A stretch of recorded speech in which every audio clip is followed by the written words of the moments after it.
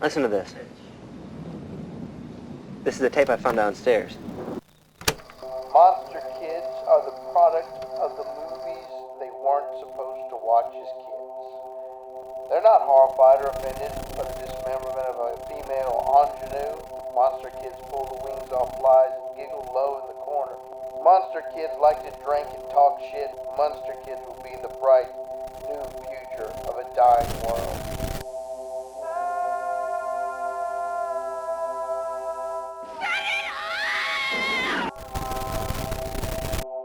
Chris, Sam, episode 5, brother. episode 5. They said it wouldn't last. The verdict is still out. Votes are trickling in as we speak. Yeah. So let's recap Frightmare while we're here. Yeah, let's do it. Oh my God, what a great time! Texas Frightmare Weekend 2025. So many things. Yeah, so agreed. many things. What's one of the big, one of the high points that you remember or regret or? Well, I can tell you that I didn't get enough time there. The highlight for me was all the positive energy, and everywhere you looked there was a smile, and I could have stayed a whole nother day because everybody just looked like they were having a good time. I was having a great time. I think you were having a great time. We made some new friends, got some great conversations in. So, Yeah. I mean, the horror part of it was great, but I like those little nuances that we got, these little pieces here and there that we get to take with us. Me too. Yeah. And before, you get news of guests coming and guests canceling, and the consensus was everybody was pretty bummed that Ty West was going to be there. But you couldn't tell anyone was bummed in that convention, and good for Ty West for having work as an excuse to miss the show. Right. You always want that for actors, directors, any of the guests. But what a good time. Like you said, Right. It was high energy, met some new people, saw some old friends. Where we lacked on maybe capturing cosplayers this time, we made up for in spreading the word. So we were passing out all the things. Yeah. I have one, originally I had held back kind of one of each koozie, just to have for whatever. I have an orange one, and that's it in my possession. So I hope those are out there in the wild being used. I would hope that if anybody got a shirt, sticker, bag, whatever we were passing out, send us a picture of it. Tag us on Instagram. We would love to see it in the wild. It was fun to see after they started getting, getting kind of passed around, and then you would see it a couple hours later, or somebody would take their koozie they were using and immediately pull it off. John Wayne is dead. Perfect example. He was like, I don't even know what this koozie is I have, and slipped on a Lazerwagon. So Put it right on there. Yeah, Wanted to represent. what a cool feeling. Was cool. So we did. I do feel a little like I was a little distracted with ensuring that we were getting all the stickers and all the things, but we still made time, and I feel like it was a really solid convention, and it lived up to everything you want Frightmare to be. If you think, like many people do, that Texas Frightmare Weekend is the biggest horror convention as far as size and attendance, which you can't really argue with that. It's just gigantic. What a good time. Well, and here's the cool part about it. Because there was such good response to it, and it was so busy and full, that means that they'll be doing it again. Hopefully, you know what I mean? Yeah, so, I mean, exactly. as long as it's successful and they continue to do it, then we get to enjoy it. Yeah. I know it's a lot of work for everybody that's involved, but and they don't get the praise that they deserve. No, God bless But Lloyd. if they see this, I want them to know that they're very much appreciated. Yes, God bless Lloyd and his wife. They've been doing so much of the heavy lifting for so long, and I just wish I would have started attending sooner. Same. Is the only regret I have for that. But I feel like we got there at about the right time. We were lucky enough to snag a room at the Westin 3 years in a row. I fully believe and understand that we may not get that every single year, but as long as we do, what a cool thing to be so close, be able to run back and forth, run your gear, or run your anything you pick up back to your room, see celebrities in the restaurant, see your friends. We ran out to SoCal Leatherface and got to hang out with him and Mezza Mescal and had a couple of beers. A couple? Yeah, once the bill came, and we insisted that he was our guest for that little hangout, and we were having such a good time, but I felt we maybe had maybe 4 or 5 beers each, but the ticket would reflect we each had a case of beer. Yeah. Maybe we did. Hey, who's counting? Who cares? Because it was a good time, and what a way to pregame while waiting for the show to open. I mean, it was a good time all the way around. I can't think of, like, I don't like to talk about negative stuff anyway, Right. but I can't think of anything that I would have considered negative or something I would have done differently. I think the way we approached it is like content creators. Yes. We showed up at the right time. We were prepared. We had, plenty of gear to work with, and there was lots of subject to film or whatever. And like I said, as far as that goes too, I don't think we could have improved that other than maybe getting more footage Yeah. of the cosplay. But I feel like the give and take was one, the getting the word out and just trying to, let more people know what we're trying to accomplish here. You've got, again, I said you may have some cancels, but Bruce Campbell was there. Linda Blair was there. Yeah. What more do you want, people? Like, what? Like, you don't get bigger than Reagan from The Exorcist. I mean, that's the one show that I really don't go back and watch because Right. it scarred me in a good way for horror movies, but I don't need to go back and relive that. I love the movie. I love the book, everything about it, but it set me off on a track.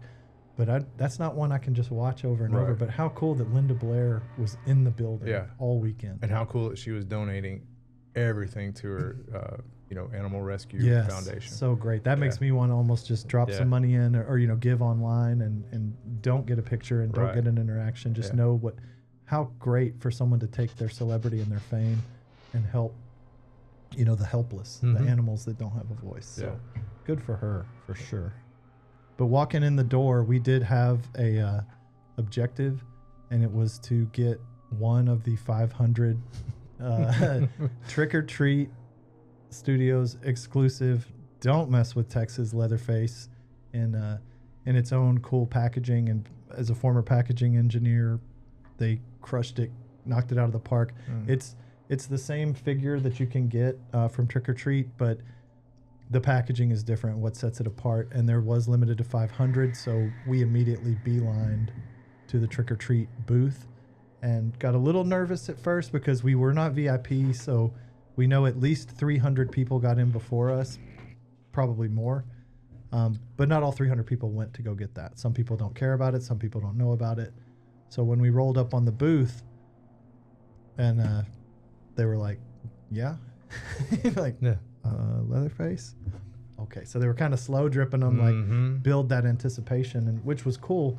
But we made sure and got those firsthand. And what a cool thing Yeah. to being such big Texas Chainsaw Massacre fans. What do you think? When we walked up and I didn't see them, because I thought they would have the big display. Yeah. And I thought, oh, shit, we missed them. it. Yeah.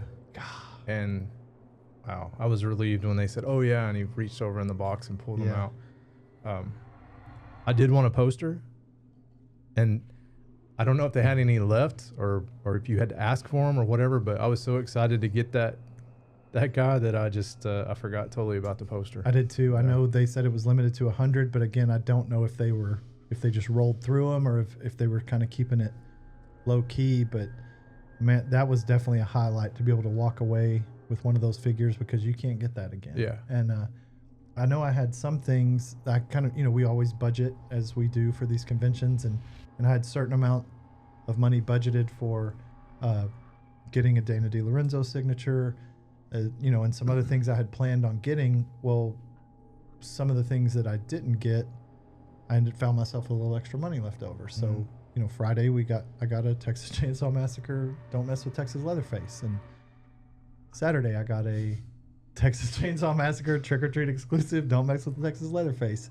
And just to be a jerk on Sunday, because I have some kind of hoarding issues, I got a third Texas Chainsaw Massacre Don't Mess with Texas Leatherface with the intention not to sell it on eBay, because they were letting everybody know, like, live counts. They're showing you, like, by Friday night these were on eBay for $150, triple the price.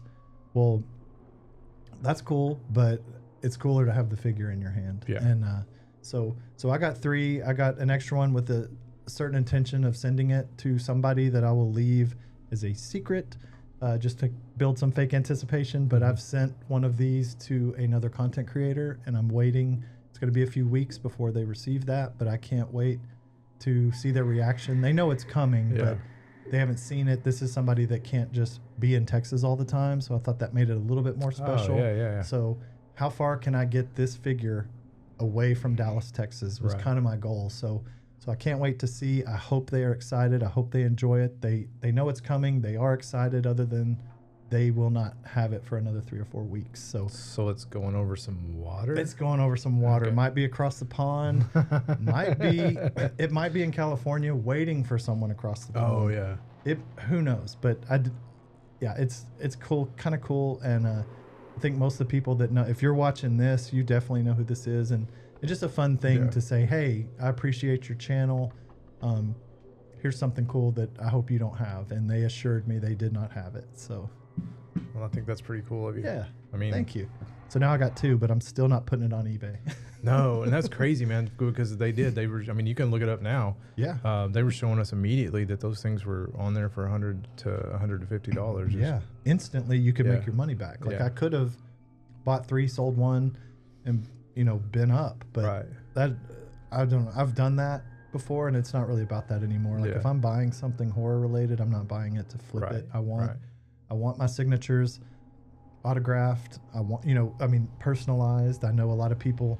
Okay, if you're not personalizing it, then they think you're selling it. That's not Mhm. always the case, but Mhm. that's also a very big problem that people run into, is they know that people are just standing here to flip this and Right. whatever. I'm not, who's to say what you do with it, but this stuff is way too sentimental to me Yeah. to go throw it up on eBay. Well, So, yeah, we're in this for totally different reasons than most of those autograph hounds are. Like, you've seen the guys on YouTube and TikTok that'll find a celebrity at an airport. beat 'em. Somehow they figure out they're going to be there, and they'll take 20 different things and they'll walk up and just get them to sign one thing right after the other. And you can tell it's like a lot of times it's older celebrities, and they're like, they don't really know, or they're just trying to just get through the airport or whatever. And I don't know. It just always makes me feel bad. You know How what disrespectful. I mean? Yeah, To me, disrespectful. of just their personal space. Yeah. Again, we're always very slow to even approach someone Yeah. when we're in the Yeah. elevator with them, because we know they're just trying to get away from all the crowds. Well, how many how many celebrities do we see in the lobby? Is it Mark Duplass? Yeah. Standing from me to that camera. You Yeah. know, and Kicking it. Yeah, just hanging out. Yeah. I mean, he almost looked like he wanted somebody to come talk to him. Yeah. But you know what I mean? I feel like they get that all the time, Yeah. and they're not there to make friends. No, they're really. there- I mean, they're yeah. doing a job. It's a business. They're They're That's working. what they do. They are working. And just like us, I'll let you, since you're the Evil Dead guru, I'll let you Yeah. talk about this. But you know what I'm talking about? Our elevator stories that we always have Yeah, at we Frightmare. always have Every time there's an elevator Every story. time, eventually, and I feel like this may have been on Saturday. So maybe after Friday, we Mhm. thought, oh man, we're robbed. And but as we turned the corner to get on the elevator, I could see Ray Santiago making a beeline with a big old glass of red wine from the bar, Yeah. probably his nightcap for the Mhm. evening. And I said, I'm pretty sure Pablo's getting on the elevator with us. I'm pretty sure Pablo's getting on the elevator with us. And Pablo got on the fucking elevator with us. How cool. And I just asked him, I said, good day, Ray. And he said, yeah, I was very tired. Yeah. And I said, but he was happy to talk to us, Yeah. and for Yeah. the short, that elevator is very fast at Frightmare. Right. But, And he almost seemed relieved that we didn't just you remember yeah. when. Remember that time in Ash vs. Evil Dead Mhm. when you said, isn't that a beer? Remember that? Yeah. He seemed. I really felt like he seemed relieved, and we just let him go about. And he seemed his approachable, because you Yeah. can. I mean, if anybody can't read people, try to read people, and if they look irritated or extremely tired, just let them back be. off. Yeah, just Yeah. be like, how cool, and just. Mhm. But if they're kind of making eye contact and being social, tell them hey, and tell them how was your night and Yeah, stuff like that. yeah. So Just like when we were, my first Frightmare, and we got on the elevator with Robert England, and Yes. we ended up talking about barbecue, and it was Yeah. just a whole thing, but it wasn't like, oh my God, you're Freddy, Yeah. and the awkwardness of that. Yes. I'm kind of funny about that anyway. So. exactly. And I had a moment of.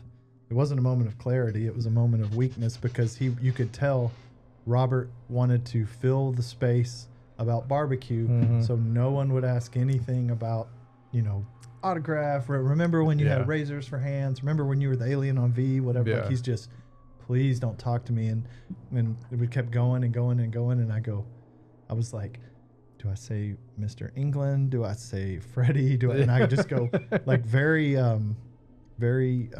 Tourette-ish, and no offense by saying that, but I just said, Robert! And he goes, yeah. And I go, I got to show you my tattoo real quick. And so I show him my Nightmare on Elm Street poster tattoo, and he goes, wow, that's great. You need to show that to Heather. And I said, I did show it to her. And he goes, what'd she say? And I go, she thought it was cool. And he goes, okay. He goes, come by my table tomorrow. And as soon as he said that, I know his line is 6 hours. What a nice thing to say. Yeah. I'm not getting anywhere near him or his person, but he wanted me to get to his table and tell his assistant to take a picture, and that he told me he would put it on robertengland.com. Yeah. Just that interaction was enough for me. He probably meant it. He probably did 1,000%. I've heard that's why his lines are so long, because he's going to take the time. Yeah. And how great that he, because other people are like, no quotes or no, or, keep it quick or keep it moving. And that's just part of going into a horror convention is everybody's not nice and everybody, and they say I still disagree with don't meet your heroes or don't meet your stars. I say do it. And then if they're an asshole, whatever, but I haven't really run into that. That's where you separate the art from the artist. You know, 1,000%. Yeah. And for the most part, if they're at a convention, they appreciate the fans. They understand why they are where they are today is because of people like us renting their movies over and over and over and going to the theater and see it multiple times and buying into the merch that's available and just embracing the genre and letting everyone know I'm a fan of this scary stuff, So. And I mean, you look back, and I know we said this before, but you look back as a kid and you're watching these movies and you're, like you said, renting them over and over, or when when HBO became available and you would watch that guide to watch it, every time it came on, or look for it and anticipate it or whatever, and you never thought about one day I'm going to be standing next to this person. You know what I mean? Yeah. I still go back to Cult Classic Convention this past year and being in the very short, quick elevator ride with John Franklin and Isaac from Children of the Corn.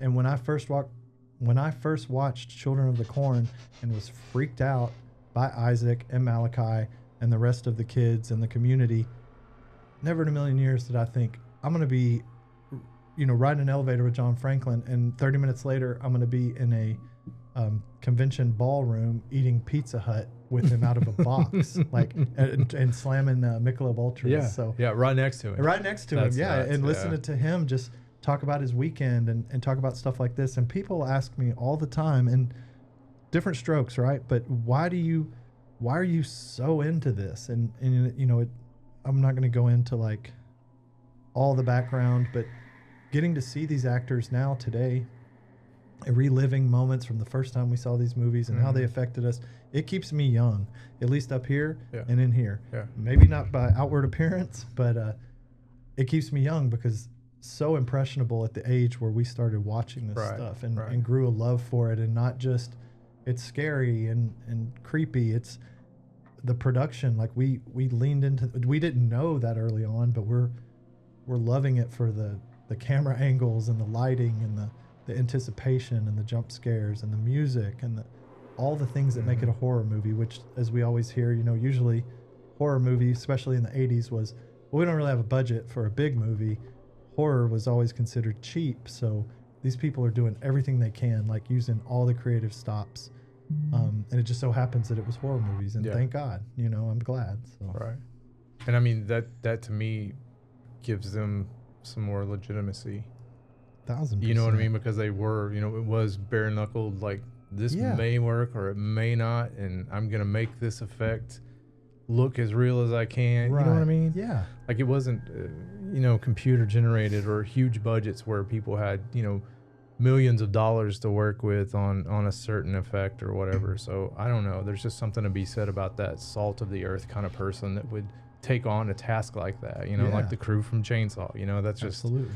They could have at any time just said, fuck this, I'm going to the AC, and they didn't, and because they didn't, because they persevered and they fought through that Texas heat, that it became what it is today.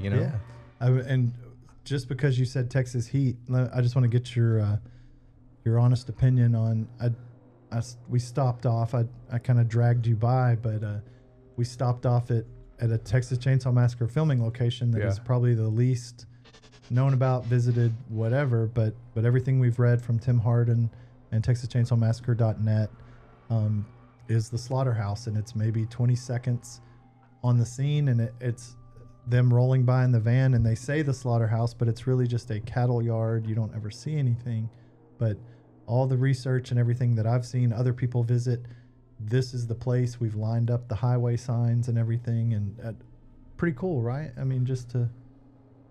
It was cool being there. Yeah. You know, like we always talk about that history part of things.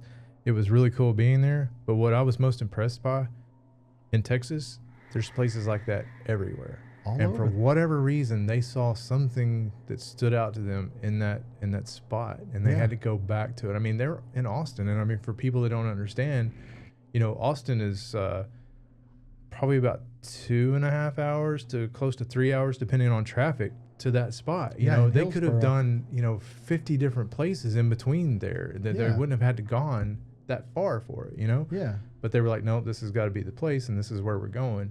So again, it just shows you how dedicated they were to making this film,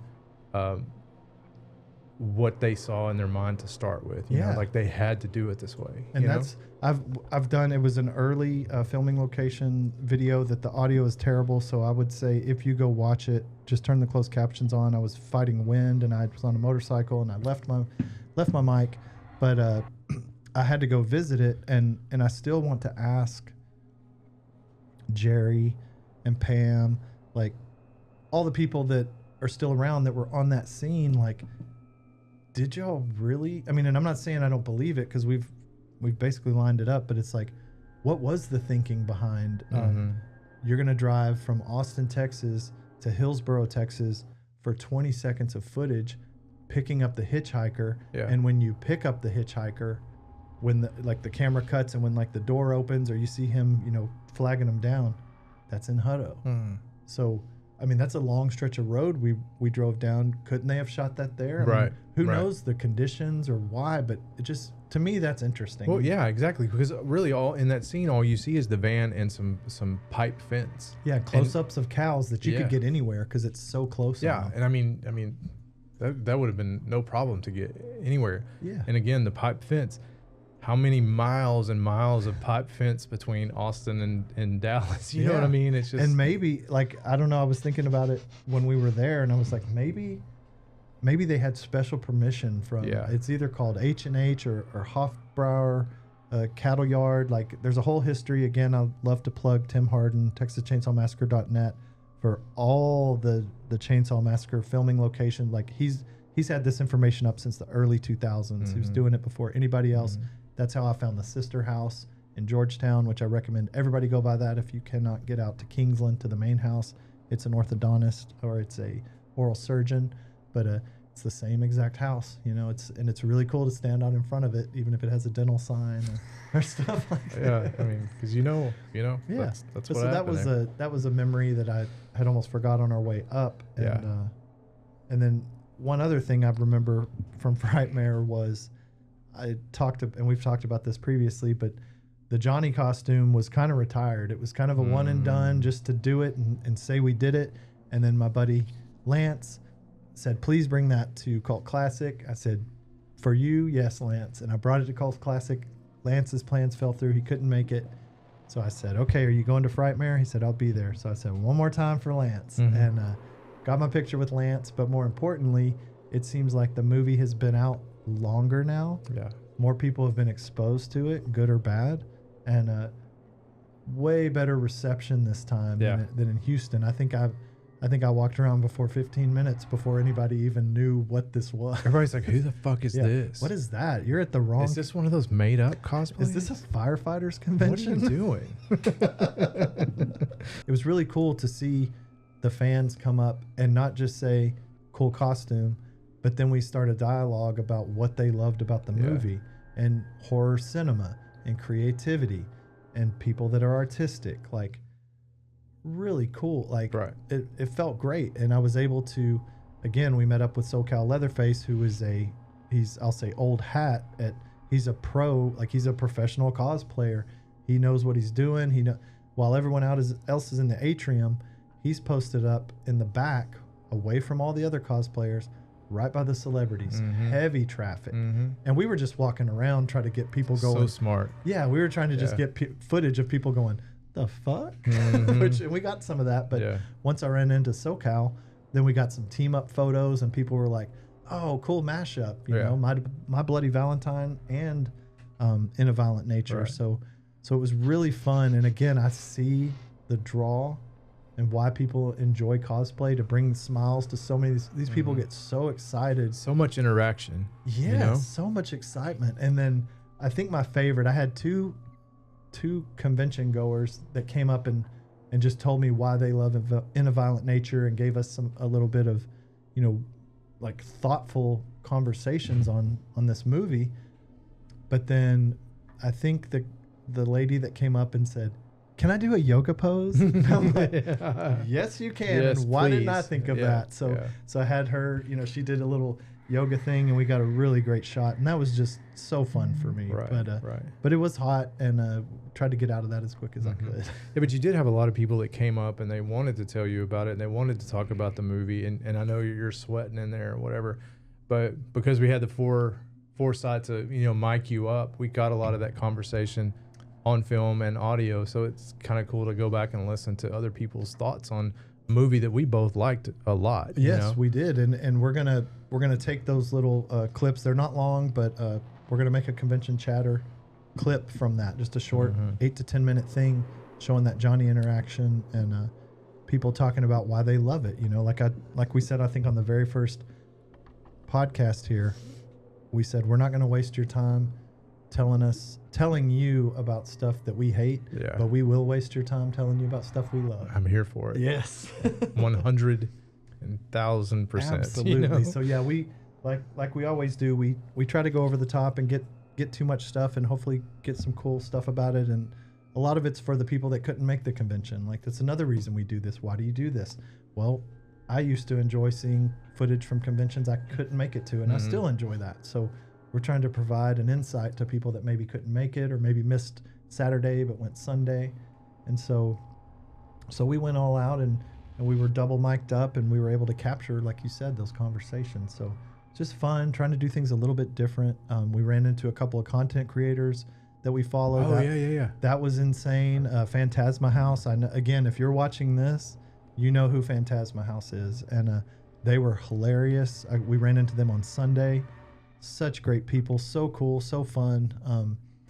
We put a little clip about our interaction with them on the channel you can go check out. And then also the misadventures of Team AJ. My name is Aaron, that is Jen, and we are the Misadventures of Team AJ. And remember this, if you're going to watch his channel or our channel, you can hop in our wagons, loser. They're more of actually a New Orleans vlog couple, but they were at Frightmare. They go do cool and scary stuff, and you know, they do all the things, and they have a giant audience. And selfishly, I stopped them, and I bet I had a 15 or 20 minute conversation with them. And it was not just about, and I don't even remember if I was mic'd up or not. And I told them, I reached out to them because I will be in New Orleans tomorrow night. So I asked them, where do I get the best muffaletta? And they told me Central Grocery. So I will be going to Central Grocery and sending them a picture of me in Central Grocery. It's already on the list, right? It's on the list. It's a non-negotiable. Yeah, That's non-negotiable. what I'm having for dinner. I don't know what everybody else is having. But Misadventures of Team AJ. So just to see these other content creators, Horror Green Book, Brendan, so good. I love running into him every time. I think we've ran into him pretty early. He was live streaming, so kind of got in his space and said hello to the travelers. But it's just fun to see everybody out there kind of doing their own thing, their own way. And all the vendors were amazing. We saw, you know, our usual friends, Jackie Offline, John Wayne is Dead, the Dead Dave Designs, like all Disco Bloodbath. Disco Bloodbath. Mark was killing it, literally and figuratively. So can't wait to see him again in Houston. But yeah, the vendors were great. I had to see.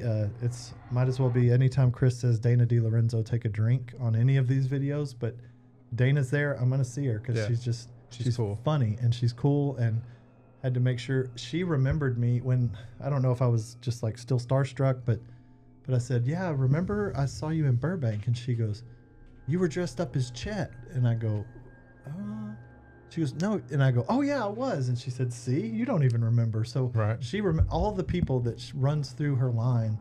How cool that she even You made remembered some sort of impression. some on sort of her, impression. so, It's yeah. probably because I forgot I left my autograph Oh, yeah. behind, but Yeah. still, it was funny to see her. And I don't know, it was too much to talk about that, all our favorite moments of Frightmare, but it was like, it's a must. Yeah. Like, you got to do it at least one day, I will never get over the organization.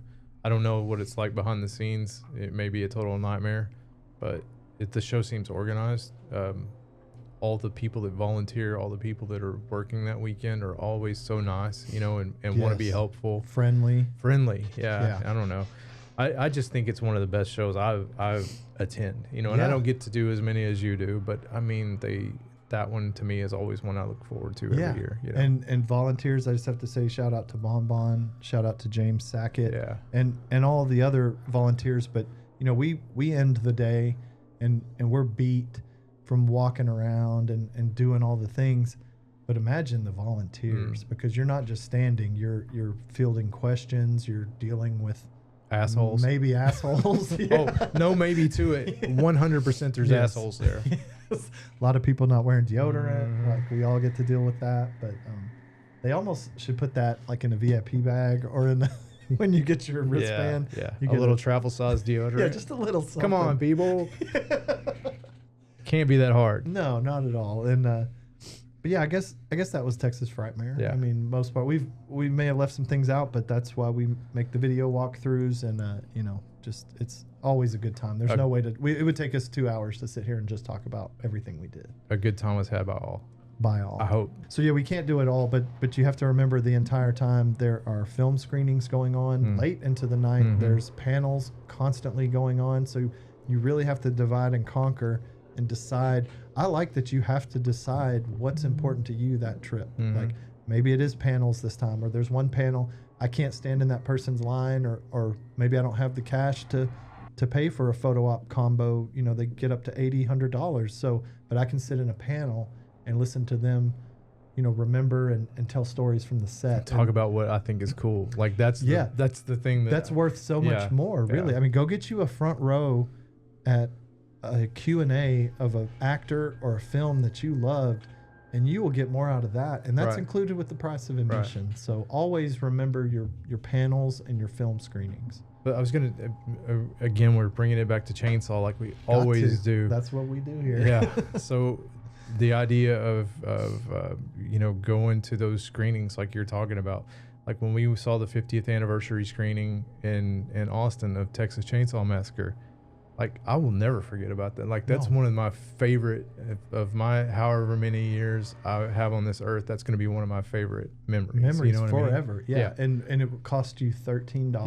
Yeah. Exactly. $13 and maybe some gas. 26. Yeah, it's and a the gas. cocktails and And maybe, shopping beforehand with the wives, that Yeah. kind of thing. But maybe yeah, a little bit extra, Yeah. but still priceless Mhm. as far as I'm concerned. And in a movie you've seen a million times, but you've never seen it that big, Mhm. it was different. Yeah. It wasn't just watching a movie I've seen a different time. Like Yeah. that, Jaws, and not much else that I've seen that I've seen that many times. right. I've seen that many times. Sorry. I don't give a shit how big your TV is. No. Seeing it on that screen like that, Yeah, it ain't like that it's big. right here in your face Yeah. for the whole. It's the almost whole wrap thing. around, Yeah. like, Shit, And it's then- a different animal. and then it ends and you get Q&A with Terry Yeah. McMinn and Kim Yeah. Hinkle, and I mean that's just priceless again too. So anyway, they've heard about that. They Yeah. can go watch that video. So maybe we can link that one. Yes, we can link that in the description below. Yeah. The Texas Film Series or Texas Film Commission put that on, and wow, at the Bob Mhm. Bullock Museum, what Yeah. more of a fitting place, like so close to where Toby Hooper went to school and the gang. So yeah, Very cool. absolutely. So you got to fly solo to a convention. I was not able to attend. Big Texas Terror Yeah, in so San Antonio, right? in San Antonio, our favorite spot. We love to Yeah. run down there, and that's why this was very last minute. So this was the first year for Big Texas Terror. It was not the first year for Big Texas Comic-Con, I think it's called. So Big Texas Terror is a spin-off of and come for me in the comments if I'm getting it wrong, but Big Texas Comic Con is established in San Antonio, and I believe they're part of a bigger, it's a network of conventions. So now they were dipping their toe in the horror conventions. So I wanted to check it out. It was in San Antonio.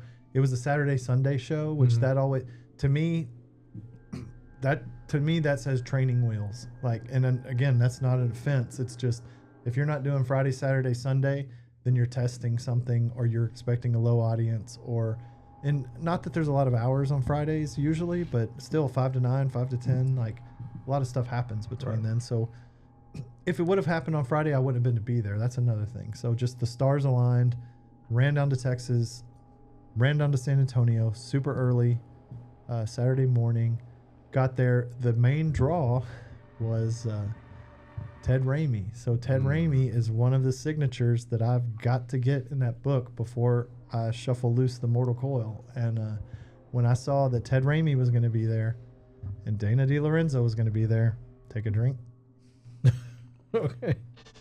And just because I say her name way too much. And I'll take a drink for anybody's name. I'm just saying. So I was like, Ted Raimi. So just back up just a little bit. I had seen that Dana was going to be there, and I was like, I'm probably going to go. And then they released professional photo ops, and I was like, I'm probably going to get a photo op. So I went ahead and bought my Dana photo op to kind of lock myself in and say, you're going, you're going to get your photo op, and you're going to go home, and that's all you're going to do. But if you know, you know. If you know, yeah. But so of course, in typical Charlie Brown luck fashion, not long after I dropped some coin for that photo op, oh hey y'all, we're gonna have Ted Raimi and Dana together in a photo op. And I probably could have been like, can I trade this for what? But what? I'm not passing up an extra photo with Dana. And but if I can get Dana and Ted in a photo together and wear my Czech cosplay like I wore in Burbank, which she apparently sort of remembered, I'm in. So drop the coin on the dual photo op. Yeah.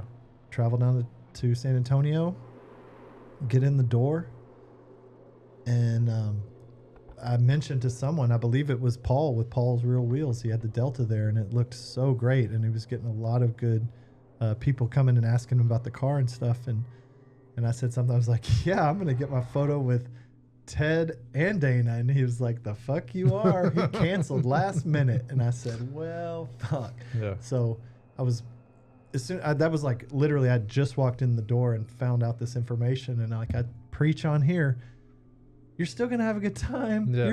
It's not that big of a deal when they cancel, but it was still kind of like now. It's like when you get slapped in the face and it takes you just a minute to like reorient yourself. It was when he told me that Ted had canceled last minute, it was the part where the hand actually leaves your face, but the stars are going. Yeah, I was like, what? He's not going to be here? And so it took a second for that to register. And after it did, I was like, I hear you from our podcast. You know what? I'm still going to have a good time. Yep. I said, you're damn right. So you're goddamn right. You're goddamn right, Lazerwagon. Yes. So I did also get to meet Ethan Suplee, which was Willem from Mallrats. And the bigger part about it, again, please go watch the Big Texas Terror video, but you hear a little bit more about Ethan and his health podcast and how he's had some positive effects on my life. So I'm not going to spend a lot of time on it, but it was a really big deal to finally get to meet Ethan Suplee. I had him sign my Mallrats DVD, which again, if you know the line of Willem, is when the little girl sees the 3D thing that he can't see and he calls her a dumb bastard. So You dumb bastard. that's his main line. So he signed it, and he almost signed it. Before he signed it, he was wanting to make sure I knew the line. Like he's like, I'm not calling you a bastard. He goes, on this, I normally sign you dumb bastard. And I said, I would expect nothing less. I would be insulted if you didn't, you know. So, but he signed Chris, you dumb bastard. And I could look back at it and I thought the accuracy. Like you don't have, that's a whole nother podcast. that's a whole extra thing. Yeah. So Ethan Suplee. So right there, you lose Ted Raimi, but you gain. I lose Ted Raimi. I gain Ethan Suplee. Yeah. And again, it was early at the show. So I'm beeline to Dana. Like they're still getting her stuff set up, and I don't want to be that guy. So I let someone else be that guy, and then I'm the next guy right after that guy. That's like, they're not really set up, but we're gonna bum rush them. So got to talk with Dana. Showed her my new the other shirt that's a different shirt than I showed her before, and You just saw her 2 weekends ago. yeah, and I saw her Yeah. in Dallas, and I told her, she was like, I can't believe he's not going to be here. And she goes, I don't know what's going on. She said he could have had a late shoot Friday, and sometimes that'll happen if the shoot goes late. And again, I hope he was working. Yeah. You know, I just hope he's okay, and I'm sure he is. But she had already put in a call to him, just checking on him when she heard the news. And then she wanted to take a picture. She's like, can I take a picture of your shirt and send it to him again? I said, yeah. And she sent a video, and she's like, Ted, we're sad you're not here, you know, whatever. And she just said a little thing. It was real nice. And then I got the Demon Kelly photo signed, and then she did one of her signature punch I love poses. that. So much Just fun. so good. And I kind of got a twofer because I just got a very nice table selfie with her, and then she was trying to inform the handler how she does this kind of staged punch thing and make sure it's a wide angle so it gets the full extension. And so we got, you know, she directed me to make sure my glasses were more crooked than I had them, and it was just a lot of fun. So that was again another fun experience. And that night in the hotel room, I was a little bit bored and a little bit bummed about not getting Ted Raimi, so I took the photo op, and the professional photo op that I still had with her, and I photoshopped Ted into the background. I love it. Still got it. Typical Chris. Yeah, typical Chris is going to go do way too much. But If you keep watching this podcast and we continue to do this, you're gonna understand why I said typical Chris. typical Chris, go for the deep cuts. If you get any of or half the jokes that we drop on here, you should seek help. Something's wrong with you, Something's man. wrong with you, just like us. But all I want to say is Big Texas Terror. It was hot, but it was San Antonio, and I said training wheels, but guess what? They've already dropped next year's date. It's in March, and it's 3 days, and it starts at 2 p.m. So something went right for them. I'll be at that one Yes, this year. You know, absolutely. Yeah. And cosplay, amazing. I was, again, Saturday, I was bummed and in my feelings. Oh, I don't get to meet Ted Raimi. But some of the cosplay was out of this world, and they had, you know, cosplayers with booths that definitely deserved booths. Cassie Moon, several others, but then there was some The Thing cosplay. Oh, that was the best. Freaking out of control. Yeah. 2 different days. Well, day 2 they did Hellraiser, and I'm still working on. That's the main thing. I'm not going to dwell on Big Texas Terror right now because it's still so new, and I still owe the channel day 2 footage. We're trying a little thing for this show. So day 1 just got posted a few days ago. Please go check out day 1 Big Texas Terror. It was a lot of fun.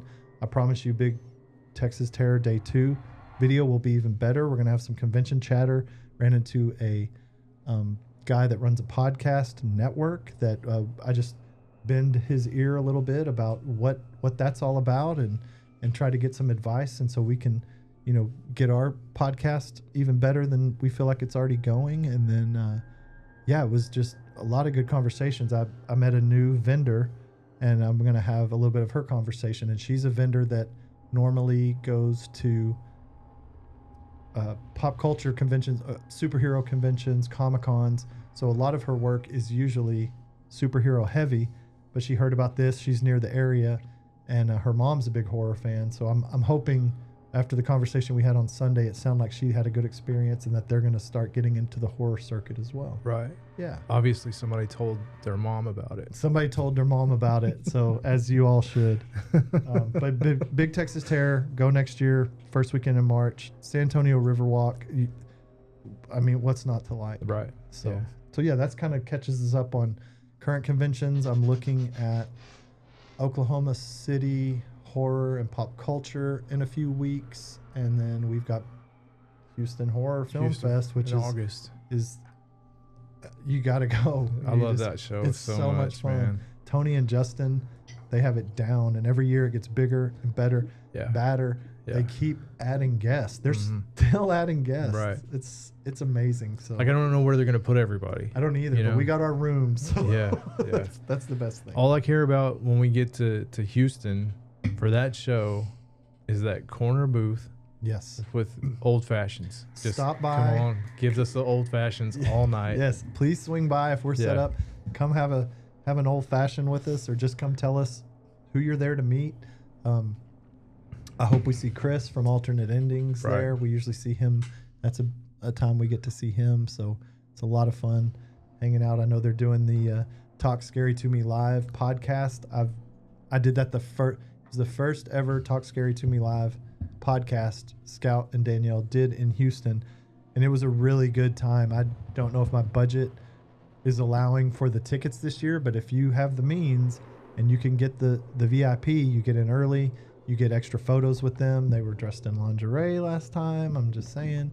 And but their podcast live, they brought Felissa Rose on stage, and X-rated. I can't even tell you what the main subject was because I feel like it'll flag on YouTube. But try to do that. Try to just go, man, because Houston, like, it may not be as big as Texas Frightmare, but you might have even a better time just because it's so good. It's a totally different show. It's a different vibe. And with us getting to stay in the hotel, being like, you never have to leave once you turn the car off. When you get there, like, you don't crank it back up until Sunday afternoon. Yeah, you know, until you're heading home. So it's just like a constant, like, celebrities, cosplay, and it's just it's all kind of right there. You know, it doesn't get spread out. No, and that's what I kind of like about it. And it is segmented just perfectly between, because you got stuff going on in the lobby, then you've got a main vendor room, and then you've got another vendor. Like, the location is perfect. Yeah. And Tony's been posting photos on his personal account from the Marriott West Chase. Just that he's up there doing business, getting it done, getting all the organization, like, you know, getting everything lined out so it will go flawlessly come August. So I love seeing that, getting excited. We got to get Scott, hang out with Scott, hopefully have a drink with him, and just it's a good time. I can't wait. My one thing that I have to get is the Caroline Williams Texas Chainsaw Massacre 2 stretch in costume photo op. I've already bought it. Yeah. So I'm just deciding what nerdy Texas Chainsaw Massacre shirt do I need to wear in that photo op. There you go. Yeah. You already get it figured out. And that's one of the things that I love about you, man, is you pre-plan almost to the point of, like, To a fault? No, like obsession. It like, is obsession. Come on, Chris, dial it back a little. No, I'm just kidding. Well, you'll notice, you're like, why does he have 6 different shirts and he's only there 2 days? It's like, I'm sorry, I'm wearing American Glutton for Ethan, but then I'm taking it off and I'm putting on Evil Dead, or I'm putting on. I mean, your fucking suitcase is bigger than my wife's. When we just, you know, there's a lot going on. I'm just giving you shit. But yeah, no, so that's fun. I'm looking forward to that. That's going to be a good time. I don't know, the atmosphere and the vibe in that show is different from Frightmare. So it's like a whole different thing. You know what I mean? It's not. They are, you know, horror conventions, but they have their own soul, I guess I would like to say. Very does that make sense? Yeah. Because you're gonna see. We saw Jackie Offline in Dallas. Yeah. I saw Jackie Offline in San Antonio. We'll see Jackie Offline in Houston, but the shows are different. You know, and even David Howard Thornton was at Frightmare. David Howard Thornton will be in Houston, right? But it's different. Houston almost has more of a like you're hanging out in your living room kind of vibe. Yes. Is that, you know what I'm saying? Yeah. It's more intimate, and I feel like I don't know. It's just, you have to experience it. I don't think that's something I can put in words. Yeah, you know? I feel like, but due to the smaller size, it is by no means small. But again, if we're comparing apples to oranges, which is Frightmare and Houston Horror, they're both amazing.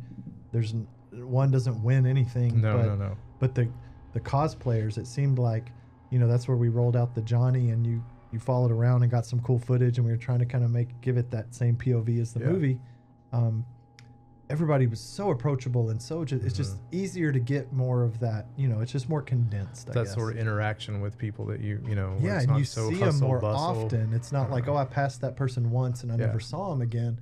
I passed that person every 2 hours, you know, and it's not like that show doesn't have the energy or the vibe. It's just like, it's more like, I don't know, it's more like home. Yeah, it is more like home. It does. It feels. And I like that. I like it too. It feels like you could walk up to a complete stranger and start up a conversation about their shirt or their cosplay, and you might have a new friend, or you might, you know, everybody's just so friendly and so nice and just so happy to be there. Trade phone numbers or contact information. Absolutely. I mean, how many times does that happen? That's pretty cool. Yeah. So speaking of Johnny, I would like to talk about In a Violent Nature a little bit if you want Let's to. do it, because other people have when it came out. Some people still don't know what it is. Movies are subjective. Yeah. We're going to put that out there. If everybody liked the same thing, what a boring world, Right. you know? So For sure. And again, we're going to talk about stuff we like here. So let's talk about In a Violent Well, you know, Nature. when we took Johnny to Houston last year, it was well received by people that understood what it was. Mhm. But a lot of people were still kind of like, what is that? Yeah. So like it's been out for a while now, and when we had it out, when you did your cosplay at Frightmare, people seemed to be more receptive and understood what it was. I would just like to talk a little more about the movie and, you know, give some insight of how I felt about it. I You would know, and I love know that. you have some pretty strong opinions on it yourself. And Sure. So, you know, you are Johnny. Yeah, I'm apparently the only one. Yeah. There was a kid in Oklahoma last year who props his parenting Yeah. done right. Those Yeah. parents made him a felt helmet while this was still being in construction. And I'm not gonna lie, I was a little bit mad. I was like, Yeah. man, they're ahead of me. Like I was like, nobody's doing this. Mm-hmm. Little 10-year-old kid, and it was pretty good. It was all out of felt, but the effort, you know, and Yeah. the wherewithal of these parents. Right. So But this mask is 100% handmade by people we know. yes, friends, good friends. People that jumped in and said, "Hey, I want to be part of that. I want to help with it." And I mean, it's pretty spot on. It is pretty spot on, and thank God, our friend Casey, our coworker Casey, in Abilene, is amazing 3D artist with 3D printing skills, and then our friend Brian here, and also a coworker as well, does a lot of leather work on the side. So he's always up for a challenge too. Mhm. He's one of those people that if you tell him, "I bet you can't do that," that's how you get him to do it. Right. You know, I told him, I said, "You wouldn't be able to make an old leather fireman's helmet," and he said, "The fuck I can. Just Yeah. hold my beer and watch yeah, this." hold my beer. Yeah. And Johnny was born. Yeah. And I mean, for him to just use like reference photos and to come up with that, you know what I mean? Just, Yeah, I don't know. It's do- amazing to me that somebody could take those pictures and create something you can hold in your hand and Yeah. and it be so almost screen accurate. You know, I don't know. I Well, think it's really cool. We tried to go see it in the theaters here in town, and our dumb city didn't even have it for 2 weeks, so we Mhm. couldn't get there. And then it was limited release anyway. Then there was a stretch before it was on VOD. So when this actually started, all the reference photos were from the first trailer, which does not show a lot. right. And as Casey submitted his first reference pieces and Brian submitted his first, what he had going on. That's what's so cool. This was happening all over the state of Yeah, Texas, yeah. you know, for what good friends we have. And it was just so cool because to start to see it come alive, and Brian, you know, the first day he brought me in something that looked like that sack on that Jason character, and he's like, "Stick with me, imagine." He goes, "Use your imagination," and I was like, "This looks like Jason from part 2." I was like, "This doesn't look anything like it." And he's like, I'm trying to figure out the pattern. And, Yeah. But again, we're using reference photos, and we also pulled the old the old fireman's helmet photos of that this is based off of. So that's where he really started getting accurate. He wanted this crown to hit right. And to me, it's amazing that Casey and Brian could do so much amazing work off those reference photos. Mhm. And then when it really started 200 miles apart. 200 miles apart. Yeah, Yeah. they're not even talking to each other. Like, Mhm. thankfully, I was able to communicate between the two and send some ideas I had. But this is all Casey and Brian, and then my love for the movie. But then the movie finally comes out on VOD or where we can watch it and really get some close images. And so we did a little bit of fine tuning, but it was mostly already done before Mhm. we just had tons of footage of it. So. Mhm. And I still think it's cool to see from the point of Houston last year to Frightmare this year, the difference in reaction to the film. Yeah, you get Like it takes a little while for things to soak in, I guess. it does, you know? and it was limited, and some people just didn't know what it was. And to me, when I was walking around Houston, you know, and nobody's getting it, I'm like, for the first 15 minutes, I'm like, not a true horror fan, not a true horror, or not up on current stuff, Current which stuff, I'm not. yeah. I don't Yeah, see all we're the not current all the stuff. time either. But when I heard that Chris Nash made a love letter to Friday the 13th, I loved this movie before I ever saw it, just because I knew he was a special effects artist and not a director, and so he's going to focus on the practical special effects, which is always near and dear to our hearts. So yeah, In a Violent Nature, to me, it's art house. You know, it's, call it what you will. A lot of people say it's too much walking and there's too much in between the action, but to me, that's more of the TikTok mindset and how quick our attention spans. And I have the shortest attention span of anybody on the earth, but I loved this because to me, this is how they haven't been able to figure out Friday the 13th to me since like part 7. Like, and again, no offense, but I know everybody loves their stuff, but I kind of gave up. I've watched them all, but I don't consider anything after like 7 to me is not Friday the 13th. It's just, you know, whatever, hockey mask. And this nailed it to me. You've got the campfire, you've got the story, the story of the boogeyman or whatever, the slasher, and I loved it so much. I loved that there was no soundtrack. The only music you hear, I think, is one time through some headphones, and that's for a setting, like that's to put you in that place. But I enjoyed the long spaces between the payoffs because you wait and you wait.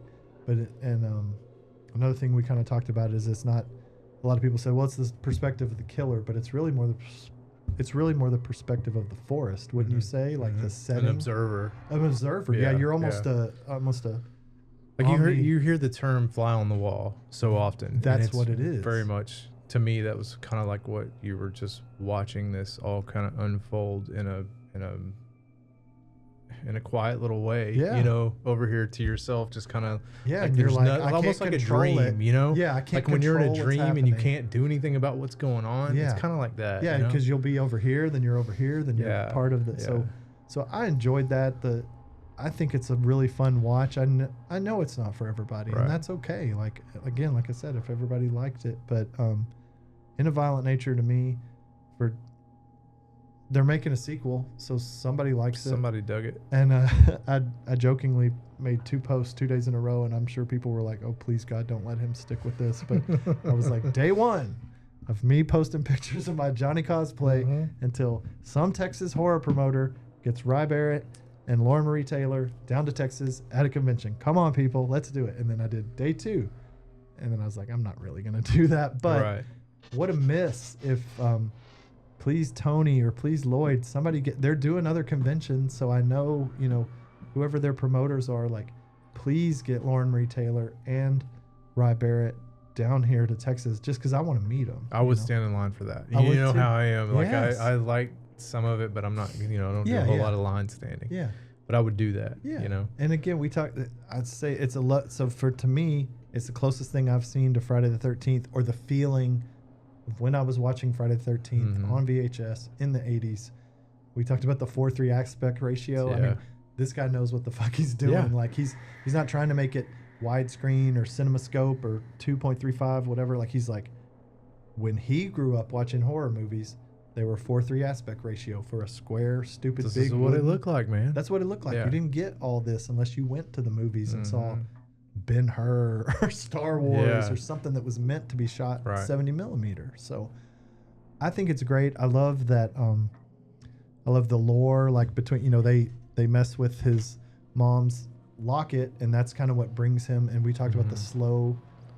Well, yeah, like there's a couple creativity. The creativity, and with us both being creatives for a living, Yes. like that's our job, Right. Whether we like it or not. Whether we like it or not, We love it. I mean, that's just the way it is. So you notice things like that. But there's the scenes, like when he's first coming out of the ground, like there's a scene that is just like inside the little shed.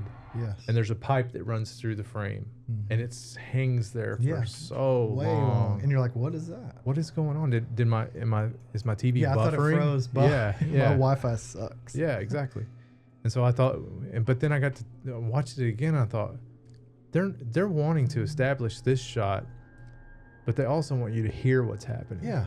And to me, it was like, oh, I get it now. You know, so then you watch the movie in a whole nother way, if that makes sense. Yeah, if you appreciate, again, and you don't have, it can also be a blessing and a curse to be so into cinema that you fall into, you lose the story, and I'm guilty of this, and I'm just like, how'd they do that shot, or that was a Mm. jib, or that was a, like, pay attention to the story. But that's somebody hyper creative Right. doing that to me. And again, not for everybody maybe, but what's the hurry? What are you in a hurry for? Right. Like, do you have somewhere to be? Like, Mhm. I'll watch him breathing through that pipe for 10 minutes Right. if it's gonna make the yoga kill that much stronger, an hour in. And how many times have we been on location? Like, you go into a situation where you have kind of a shot list, and this is what we're doing, and this is what we need to happen today, and you get there, and all that goes out the window because of the way a light hits Yeah. a certain this or Lost that. it. And so you end up going a whole nother direction. So Right. I can see that happening a lot on that film, because there's so many times that you see just like little details, like even in that same scene, like when it comes to another scene, it shows like a up close of a spider web, Yeah. and it hangs there for a minute, A but you see long stuff time. kind of going on Yeah. here and there. And I don't know, man, to me, that I like that kind of stuff, and I can't kick this in the guts for, like a lot of people are doing about it, how it being slow or whatever. I mean, Yeah. it's an artist, an Yeah. artist put this together, and he's like, here's my art. It's like Right. looking at a painting, like maybe it doesn't speak to you, Yeah. but it's still somebody put their blood, sweat, and tears into it. So I don't know. That script could have got put in the hands of a badass director, and it could have got fucked up. Yeah. But it got put in the hands of a special effects artist Mhm. who knows practical effects and has been around movies and Right. knows how directing works enough to the point where he got this. And I don't have all the, as always, I don't have all the details, but what I had read is this movie was 70% done, and for reasons I can't remember or unknown, I want to go back and read more about it. I'd suggest look it up if you're interested. They scrapped it all and had to start over. So Mhm. one, they're already working on a small budget to even put out anything, but then this is on Shudder. This is obviously reaching a lot of people. Like I said, there's a sequel, love it or hate it. And again, what's the hurry? What's the rush? Like, do you just want 15 kills back to back and no story or no, like, I want the anticipation. Like, Yeah. like, where's he walking? Well, who knows? Like, where are you walking at 2 on a Tuesday afternoon? Yeah, Like, why yeah. aren't you at your job? Yeah. Like, what the hell are you doing? Like, what's the hurry? Like, Yeah. I don't understand the hurry. Again, it's artistic Mm. and it's creative and not to be pretentious, but, it's like we're looking at it through our creative eye and we're like, we get it. Yeah. And you don't get it because you're not creative. That's not what I mean. It's just, it's a creative movie and it was a choice, and Yes, it was a choice. it was a choice. It's intentional. Yes, Like, yes. why are you walking so long? It's intentional. Right. You go make a movie and see if you don't get kicked in the balls for something. Right. But it hit this 51-year-old man that has this short of an attention span, that doesn't really give new horror a chance. So Chris Nash, he broke through the whatever this, I only like to live in the past is going on in my head. So I'm jazzed about the sequel. Again, whenever Chris says Lauren Marie Taylor, take a drink, because I say her name a lot. She's Vicky from Friday the 13th Part 2, but she's also the old woman at the end. People say her monologue is too long. Not me. I'll listen to Lauren Marie Taylor read the phone book. I don't care. Yeah, So yeah. again, different strokes. Movies are subjective. If you hate it, just don't watch it. Well, yeah, and that's the thing too. Like, you talk about that being too long. Well, maybe that's leading up to something that's coming up later on that you Yeah. don't even know about yet. Yeah. You know, Yeah, to I don't me, know. I thought there the may be entire some people time- think the damn dinner scene in Chainsaw is too long, right. and it is a little bit uncomfortable, but it's meant to be that way. Yeah, you it's know, intentional. It's Yeah. unless you're in the director's ear or head, and man, I would love to. I have not looked up any interviews, or maybe there aren't any, but I would love to hear Chris Nash talk about his thoughts and Right.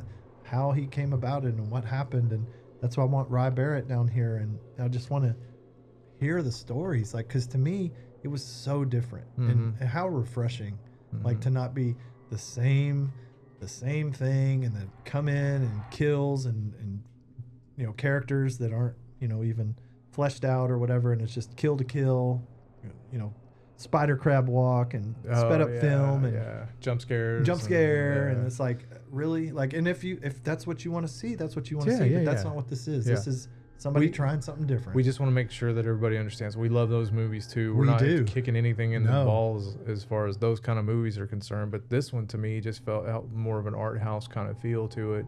It was refreshing. Yeah, I and mean- and I mean, you say what you want to. You can say that this sounds stupid when I say this, but it was a beautiful film. It was beautiful. You know what I mean? Yeah. Like the way it's photographed all the way through. It's just like there's so many. It makes me want to go to Canada. I mean, Exactly. like just to Yeah. see and again, the sound designer, what a flex. Yeah. I mean, my For God, real. he's like, oh, you're into sound design or you need a sound designer? Mhm. Hold my beer and watch this Well, see, or it's like listen to this. A lot of people rely on other people's art, to make that part of that movie great. Like Right. great soundtracks, like that's a wonderful thing. But when you have the fucking balls to say no music, natural sounds, this Yeah. is we're gonna make Crickets. this work. Literally crickets and birds. Come And- on, man, Yeah. that's a And- big deal to me. And I know there's some people are like, well, some of the kills you don't even see, like the girl that goes under, or he goes underwater and pulls the girl in. Well, that's a budget thing. Like I learned later, I read, and that there was a whole, I believe, it's an underwater elaborate kill, but you originally saw that girl in the water before the yoga kill. You saw her death in the script, but like we talked about, you run out of money, or they had to shoot everything and then shoot it again. Like that went out Yeah. the window apparently. The few things that he's like, we're not leaving the yoga kill. That's Right. That's what everybody says, yoga kill. Like even Scott, when we were in Houston, he's like, don't hit me with the yoga kill. Mhm. Like that's the thing. So Yeah. it's obviously it hits home with some people. And this scene with the water with him like going underwater and it just hangs. Yeah, long. And then then it all kinds unfolds. Yeah. Again, that's like you need to use your imagination. Yeah. Yeah, I use mean, your imagination. Yeah, it's, budget schmudget. That's Right. that to me it was like, what the hell happened under there? And it Yeah. kind of makes you feel even worse. yeah, because I can come up with something pretty dark and twisted, and, Yeah. and they don't have to show me in Right. practical effects. Right. Save that money for the yoga kill. All in all, I think it was a great movie, and I will watch it again. And like I said earlier, before we started recording, this is one of those movies I feel like generations down the road, somebody's going to revisit and it's going to open it up all over again. Like people are going to come back to it, and it will be a cult classic. Yeah. I promise you. It I will agree. be. I feel like it is, and they ain't ready. No. Like they just No. if you don't like it, try it again in a couple more Yeah. months, and you still may not like it. But if you haven't seen it, just give it a chance. Right.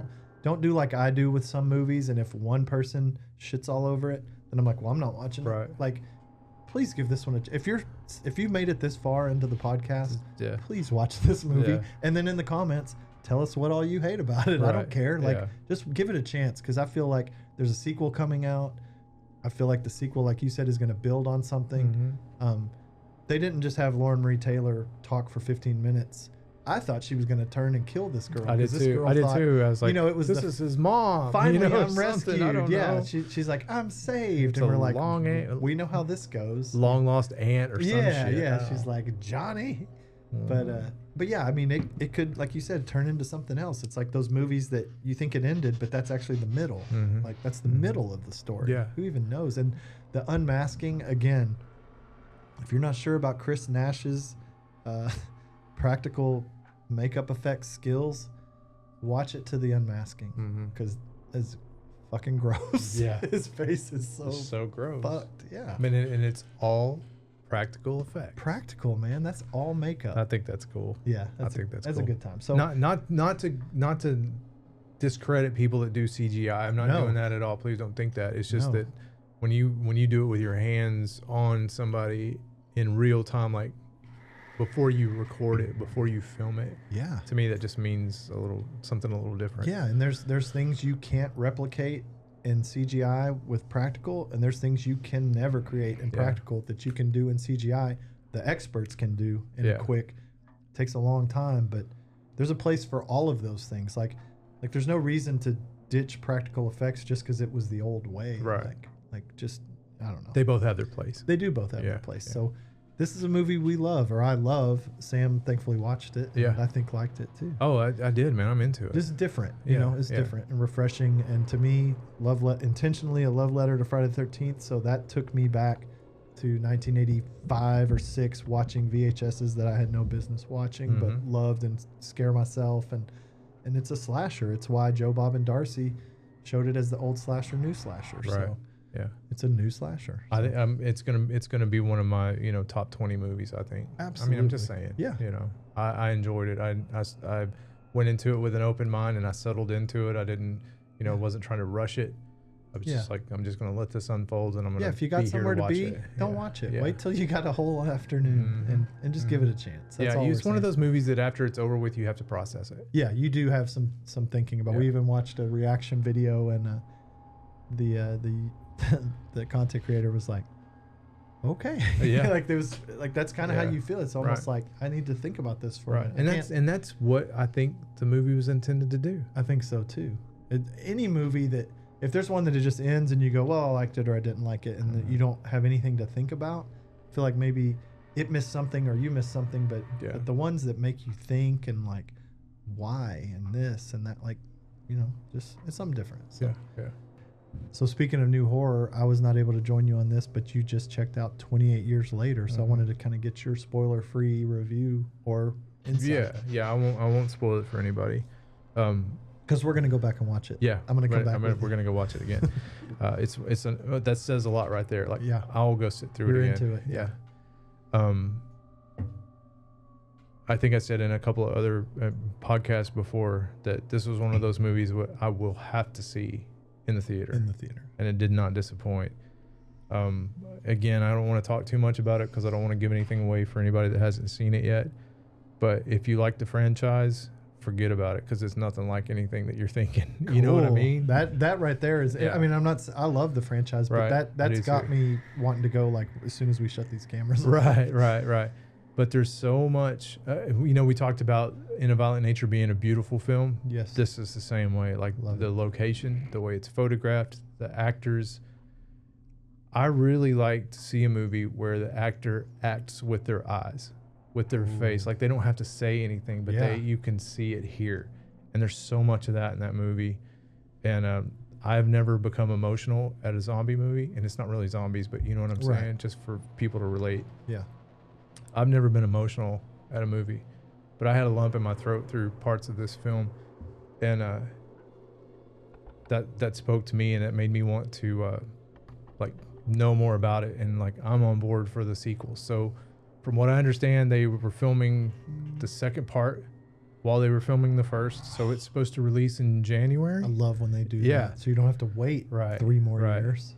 And so this whole movie, you think it's like building, and then in the end, like the last few minutes of it, you're like, what the fuck is that? You know what I mean? And it's like this whole, like, I'm just going to say this, like for the most part of the movie, it's very dark and muted. And at the end of it, all these colors. Oh. And so that's all. I'm just going to leave it shit, like that dude, right there. That is. And I mean, and it goes, and it brings the beginning of the film to the end of the film, which brings the other movies into the film. Like it just like dovetail, reach out and grabs these certain parts of it and brings it into the new movie. But it's a movie all on its own. Yes, it could stand on its own. So yes, for the sure. people that haven't seen it, maybe they see this first and now they go back and watch it Oh, yeah, prequel-ish, yeah. prequel view. You could watch it I'd that want to way know all easily. the things Yeah. if this was the first exposure I've had. I'm going to say you don't have to watch 28 weeks, 28 days, 28 weeks, and then 28 years. You don't have to watch them in order. what's- You know, you can walk into that cold Yeah. and be like, Yeah. this is it's a great very standalone film. interesting. Good. The characters, like I said, the way it's photographed, the sound design in it, Love it. phenomenal. And then one of the coolest parts to me was the fact that they used iPhones We to talked- film parts of this, and they iPhone used 15, 20 of 'em. 20 of them at one time to do these wraparound cinematic images. And when I was watching it, I was like, wow, how did they do that? And then I remember I'd seen that article about Yeah, them you using sent the it to me. phones. Yeah. And when I see how they actually used it and what it says in the movie, brilliant. Yeah, you sent me that photo. You were like, look at this over the top Yeah. behind the scenes. And it was an arc of 15 to 20 iPhones like semicircled around a Mhm. subject. And I don't, Yeah. again, you told me more of what's happening in the shot, and I don't want to say it on here just because you'll know when you Yeah, you're when like, you see it. here's the part where they used 20 iPhones. Like, first of all, great ad for Apple, but two, Yeah. but how cool for someone to go, you know what if we took 15 or 20 iPhones and did this, da, da, da, da, da. Yeah. Like, that's what gets me so jazzed about, like, just that somebody even considered that. There's you know? people walking the same earth as us that are making these kind of decisions or having these kind of ideas, Yeah. and that just lights me up. Yes, you know? I love that. I love when people are so creative. I'm like, I never would have thought of that. Like, but then it gets my brain to try to keep trying to think of cool Right, stuff like right. that. And this is another one of those movies where, you know, some people hate it and some people Everybody- just love it or It's whatever. so easy to but hate on something. yeah, It's so easy to just get down there and just. if I want to talk about something, I want to talk about something positive. Yeah. And this is definitely one of those movies. Like I said, I will go see it anytime, and I will own it when it comes out. Yeah. To put it right alongside my other two, other two movies, and I will find a poster, eventually, and it'll go right next to my other two that are hanging in my office. Yeah. So I mean, Well, I don't know, love it's that, good. and hopefully in episode 6 we can talk about a little bit more because it will have been out longer, Yeah, and hopefully yeah. we have seen it together, and we can dive even more into it. I would love to discuss it further. I love trying to link these episodes together Mhm. too. Like, that's something we kind of intentionally do, is like we've hit on this before, and we've Mhm. hit on, like, we try to build on something we've talked about and just kind of connect all these episodes so people have things to go back to and reference. Right. And then just quickly, if you're done talking about that. Oh yeah, I don't want to say any more about it because I don't want to fuck it up for anybody. No, I just want to say the trailer that you saw for Weapons. So Barbarian is another one we will discuss we're on gonna this. talk about Barbarian Sam got me to watch Barbarian, which, first of all, getting me to watch a new horror movie is a task. He said, just please watch it. Watch Barbarian. Again, that's a whole extra episode we'll do. We will talk about Barbarian one day. But when from the creators of Barbarian comes on the screen, take all the money. Yeah. Take the credit cards. Take Yeah. it. I'm in. You've Yeah. got me. But then you've got creepy ass children, like airplane running in the night, dark. Like, go watch. If you haven't seen the Weapons trailer, watch it right before you go to sleep, and you will not go to sleep. Right. Well, just, and then you look at, like, it's Josh Brolin and Julia Garner, and The Josh cast. Brolin, everybody's like, oh, Goonies. Yeah. But No Country for Old Men. Yeah. Come on now. I mean, let's he's give him a credit. fantastic actor, but I'm going to tell Yeah. you, No Country, that's the one that we should cover sometime. It's No We Country will. for Old Men, because that, to me, that's incredible story from start to finish, book, the movie, the whole thing. Yeah.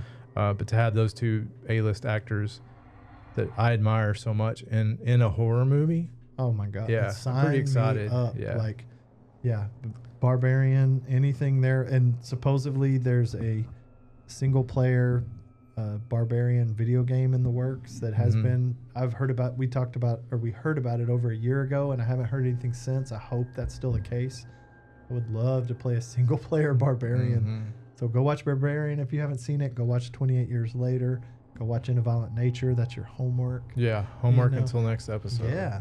So I would love to hear watchers' opinions on what we talked about, what their favorite parts were, what they liked about it, what they Yeah. didn't like, that kind of thing. Yeah. Interact with the channel and talk to us about. start a discussion. Yes. Like, because this is our opinion, but who are we? We're a couple of dudes sitting here with a Johnny mask. so let us know what you think. Like, if you hate In a Violent Nature, tell me why you hate it. Like, I'll listen to all of it. Like, I just like the interaction. The again. discussion and the conversation Yeah, about. I want to hear all the opinions, Right. because you might change my mind. Right. I And doubt it. But And at the end of the day, we're talking about horror movies. yeah, Good or bad, we're talking about horror movies. Let's just take it down a notch and not get too serious about Yeah. it. This is all for fun. Yeah. Yeah. All right, man. I think that was a good place to end it. I think so, too. Episode 5 In the books. in the books. Well, hopefully we'll have a guest soon. We're trying to get guests so you don't have to look at our dumb faces all the time. Right. And just, again, bring more of those conversations in. And there's a big, wide world of horror on out there, and we want to get other people's insights. So we have a few people lined up. We're trying to get those in order. And so hopefully maybe next time or within the next 2 episodes, you're going to see a third face on the show. Right. And if you're in the Central Texas area, absolutely, a couple hour drive of Central Texas, hit us up. Let's have you on the show. Let's talk about horror. Let's get different opinions. I think that would be cool. Yeah, if you have 3 hours to burn on a Saturday or Sunday or whenever, we'll make it work. Like, contact us. We want to. If you're a cosplayer, if you're a vendor, if you're a horror fan, we don't. If you're just a person like, with a pulse, Yeah, no. with a pulse. No, but if you're interested in any of this stuff or film or cinema or anything we talk about, we want to talk about people in music that are more heavily into music. We've talked about trying to get some of our tattoo artists on here. We would love to get Timmy and Samri and Shonda and all of our regular tattoo artists. We'd love to get them in the chair and talk to them about, not just talk to them about horror, but talk to them about tattooing. Yeah. Like, because we're obviously into it. I'll have more of that. I will have more. Okay, so I guess that'll do it for episode 5 of the Lazerwagon podcast. I think that's good, man. All right. Hop in the wagon, loser, and tell your mom about it. Tell your mom about it. Oh, I'm empty. Gotta go refill. Time to go. Yeah. Monster kids make pretty pictures of ugly things and write pretty words about awful sing-song discordant notes and vomit when they drink too much.